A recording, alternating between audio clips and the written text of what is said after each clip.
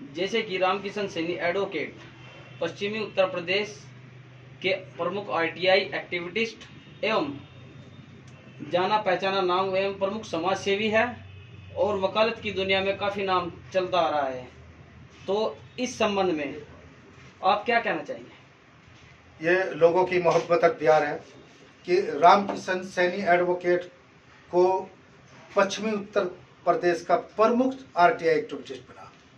और दोस्तों, मैंने विभिन्न विभागों से सूचना मांगी और मैं समझता हूँ कि जनता में जागरूक होना चाहिए कि मेरे जैसे अगर कोई एक्टिविस्ट निकल के आए तो निश्चित रूप से सूचना का अधिकार कानून 2005 के तहत लोगों में जागरूकता आएगी और ये जो भ्रष्टाचार विभिन्न विभागों में है उस पर अंकुश लगेगा। आज आप देखिए कि एक एक दिन के अंदर हमारे पे 10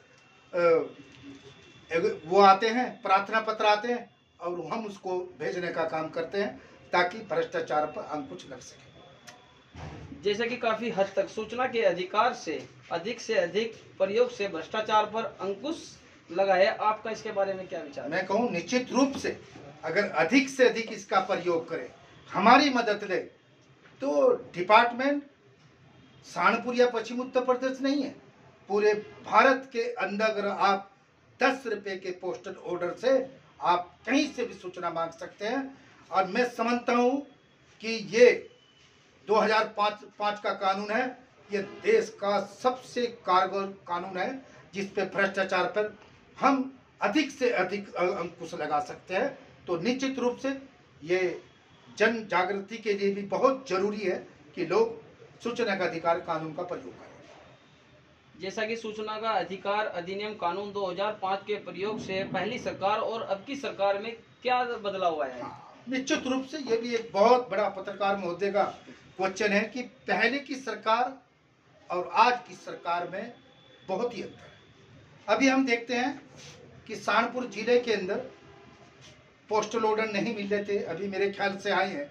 कुछ लोग हमारे कहते हैं पोस्टल ऑर्डर की भारी किल्लत है और जितने भी ये हमारे जन सूचना अधिकारी है, लोक सूचना अधिकारी हैं, समय से सूचना नहीं देते। अगर सूचना देते भी है तो टाल मटोल करते हैं, भ्रामक देते हैं, झूठी देते हैं ताकि समय निकल सके।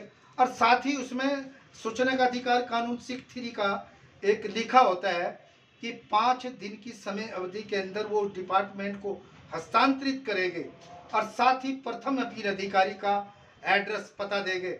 मैं समझता हूँ कि सूचना का अधिकार इस सरकार में वो पालन नहीं हो रहा जो होना चाहिए।